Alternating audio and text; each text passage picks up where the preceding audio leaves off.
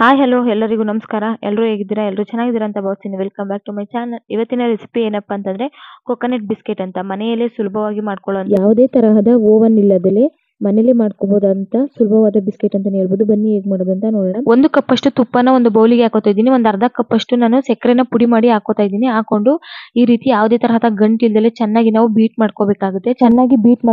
ಈ ರೀತಿ ಬೀಟ್ ಮಾಡ್ಕೊಂಡಾಗ ಒಂದು ಕ್ರೀಮ್ ತರ ನಮಗೆ ಬರುತ್ತೆ. ಸೊ ಈ ಕ್ರೀಮಿಗೆ ಒಂದು ಜಾಲರಿನ ಇಟ್ಕೊಂಡು ಇದಕ್ಕೆ ಇವಾಗ 1 ಕಪ್ ಅಷ್ಟು ನಾನು ಗೋಧಿ ಹಿಟ್ಟು ಅಥವಾ ಮೈದಾ ಹಿಟ್ಟು ಯಾವುದನ್ನಾದ್ರೂ ಹಾಕೋಬಹುದು. 1 ಸ್ಪೂನ್ ಅಷ್ಟು ಬೇಕಿಂಗ್ ಪೌಡರ್ನ ಹಾಕೋತಾ ಇದ್ದೀನಿ. ಸ್ವಲ್ಪ ಉಪ್ಪನ್ನ ಹಾಕೋತಾ ಇದ್ದೀನಿ. ಉಪ್ಪನ್ನ ಹಾಕೊಂಡು ಸ್ವಲ್ಪ ಜರಡಿ ಆಡ್ಕೋಬೇಕಾಗುತ್ತೆ. ಯಾವುದೇ ಕೇಕ್ ಆಗಲಿ ಅಥವಾ ಬಿಸ್ಕೆಟ್ ಮಾಡೋದ್ರಲ್ಲಿ ಈ ತರ ಜರಡಿ ಆಡೋದ್ರಿಂದ ತುಂಬಾನೇ ಚೆನ್ನಾಗಿ ಕೇಕ್ ಅಥವಾ ಬಿಸ್ಕೆಟ್ ಆಗುತ್ತೆ ಅಂತ ಹೇಳಿ ಇವಾಗ ನೋಡ್ತಾ ಇರಬಹುದು. ಜರಡಿ ಇಟ್ಕೋತಾ ಇದ್ದೀನಿ. ಈಗ ಜರಡಿ ಇಟ್ಕೊಂಡು ಆಗಿದೆ. 1 ಕಪ್ ಅಷ್ಟು ಡೆಸಿಕೇಟೆಡ್ ಕೊಕೊನಟ್ ಪೌಡರ್ನ ಹಾಕೋತಾ ಇದ್ದೀನಿ. ಅರ್ಧ ಸ್ಪೂನ್ ಅಷ್ಟು ವೆನಿಲಾ ಎಸೆನ್ಸ್ ನ ಹಾಕೋತಾ ಇದ್ದೀನಿ. ಹಾಕೋದ್ರಿಂದ ತುಂಬಾನೇ ಟೇಸ್ಟ್ ಚೆನ್ನಾಗಿರುತ್ತೆ ಅಂತ ಹೇಳಿ ವೆನಿಲಾ ಎಸೆನ್ಸ್ ನ ಹಾಕೊಂಡು ಚೆನ್ನಾಗಿ ನಾವು ಕಲ್ಸ್ಕೋಬೇಕಾಗುತ್ತೆ. ಕೈಯಲ್ಲೇ ಚೆನ್ನಾಗಿ ಕಲ್ಸ್ಕೊಳ್ಳಿ.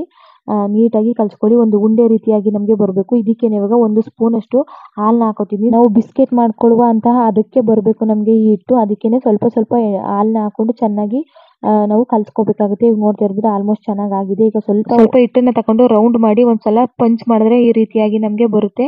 ಒಂದು ಬಿಸ್ಕೆಟಿನ ಆಕಾರಕ್ಕೆ ಅಂತಾನೆ ಹೇಳ್ಬೋದು. ಇವಾಗ ಈ ರೀತಿಯಾಗಿ ಎಲ್ಲಾನು ಮಾಡಿ ಇಟ್ಕೋತೀನಿ. ಇವಾಗ ಒಂದು ತಟ್ಟೆಗೆ ತುಪ್ಪ ಅಥವಾ ಎಣ್ಣೆ ಯಾವುದನ್ನಾದ್ರೂ ಹಾಕೊಳ್ಳಿ. ಇವಾಗ ಒಂದು ಪಾತ್ರೆಗೆ ನಾನು ಉಪ್ಪನ್ನ ಹಾಕೋತಾ ಇದ್ದೀನಿ. ಉಪ್ಪು ಅಥವಾ ಮರಳು ಯಾವುದಾದ್ರೂ ಹಾಕೋಬಹುದು. ಹಾಕೊಂಡು ಇವಾಗ ಒಂದು ಸ್ಟ್ಯಾಂಡ್ ನ ಇಡ್ತಾ ಇದ್ದೀನಿ. ಸ್ಟ್ಯಾಂಡ್ ನ ಇಟ್ಟು ಒಂದು ಲಿಡ್ ನ ಕ್ಲೋಸ್ ಮಾಡಿ ಒಂದು 10 ರಿಂದ 15 ನಿಮಿಷ ನಾವು ಹೀಟ್ ಮಾಡ್ಕೋಬೇಕಾಗುತ್ತೆ. ಇವಾಗ ನಾವು ಮಾಡಿರುವಂತ ಬಿಸ್ಕೆಟ್ ಎಲ್ಲ ಏನಿದೆ ಅದನ್ನ ಸ್ವಲ್ಪ ಕೊಕೊನಟ್ ಪೌಡರ್ಗೆ ನಾನು ಅದ್ಕೋತಾ ಇದ್ದೀನಿ.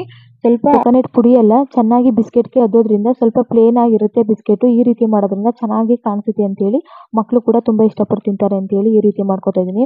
ಈಗ ತುಪ್ಪ ಸವರಿರೋ ಪ್ಲೇಟ್ಗೆ ನಾನು ಎಲ್ಲಾ ಬಿಸ್ಕೆಟ್ಗಳನ್ನು ಹಾಕೋತಾ ಇದ್ದೀನಿ. ಹಾಕೊಂಡು ಇವಾಗ ನಾವು ಮೊದಲೇ ಏನು ಹೀಟ್ ಮಾಡ್ಕೊಂಡಿದ್ವಿ ಆ ಬಾಂಡ್ಲಿಗೆ ಆ ಪ್ಲೇಟ್ ನ ಇಟ್ಟು ಬೇಯಿಸ್ಕೊತಾ ಇದ್ದೀನಿ. ಇವಾಗ ಪ್ಲೇಟ್ ನ ಇಟ್ಕೊಂಡು ಬೇಯಿಸ್ಕೊತಾ ಇದ್ದೀನಿ. ನೀವು ನೋಡ್ತಾ ಇರಬಹುದು ಒಂದು 20 ನಿಮಿಷ ಬೆಂದ್ರೆ ಸಾಕು. ಈಗ ಬಿಸ್ಕೆಟ್ ರೆಡಿ ಆಯ್ತು. ಓವನ್ ಅಲ್ಲೂ ಕೂಡ ಮಾಡ್ಕೋಬಹುದು. ಓವನ್ ಇಲ್ಲ ಅಂದ್ರೆ ಈ ರೀತಿಯಾಗಿ ಮಾಡ್ಕೋಬಹುದು. ನೋಡಿ ಎಷ್ಟು ಚೆನ್ನಾಗಿ ಬಂದಿದೆ ಅಂತ. ಇದೇ ರೀತಿಯಾಗಿ ನಾನು ಎಲ್ಲಾ ಹಿಟ್ಟಲ್ಲೂ ಕೂಡ ಬಿಸ್ಕೆಟ್ ನ ಮಾಡಿ ಇಟ್ಕೋತಾ ಇದ್ದೀನಿ. ನೋಡ್ತಾ ಇರಬಹುದು ಎಷ್ಟು ಚೆನ್ನಾಗಿ ಬಂದಿದೆ ಅಂತ. ಹೊರಗಡೆ ಬೇಕರಿ ಸಿಗುವಂತಹ ಬಿಸ್ಕೆಟ್ ತರಾನೇ ಅನಿಸ್ತಾ ಇದೆ ನಮ್ಗೆ. ಯಾವುದೇ ತರಹದ ಚೇಂಜಸ್ ಇಲ್ಲ, ವ್ಯತ್ಯಾಸನೂ ಕೂಡ ಇಲ್ಲ. ನಮ್ಗೆ ಅದೇ ತರಾನೇ ಚೆನ್ನಾಗಿ ಕಾಣಿಸ್ತಾ ಇದೆ ಕೊಬ್ಬರಿ ಬಿಸ್ಕೆಟ್. ತುಂಬಾ ಟೇಸ್ಟಿಗಾಗಿ ಕೂಡ ಇರುತ್ತೆ. ನೋಡ್ತಾ ಇರಬಹುದು. ಇಷ್ಟೇನೆ ಇವತ್ತಿನ ವಿಡಿಯೋ. ಇಷ್ಟ ಆಗಿದ್ರೆ ಲೈಕ್ ಮಾಡಿ, ಶೇರ್ ಮಾಡಿ, ಕಮೆಂಟ್ ಮಾಡಿ. ಮತ್ತೆ ಸಿಗ್ತೀನಿ ನಿಮ್ಗೆ ಮುಂದಿನ ವಿಡಿಯೋ ಜೊತೆಗೆ. ಅಲ್ಲಿವರೆಗೂ ಧನ್ಯವಾದಗಳು. ಹೀಗೆ ಸಪೋರ್ಟ್ ಮಾಡ್ತಾ ಇರಿ ಅಂತ ಕೇಳ್ಕೊತೀನಿ.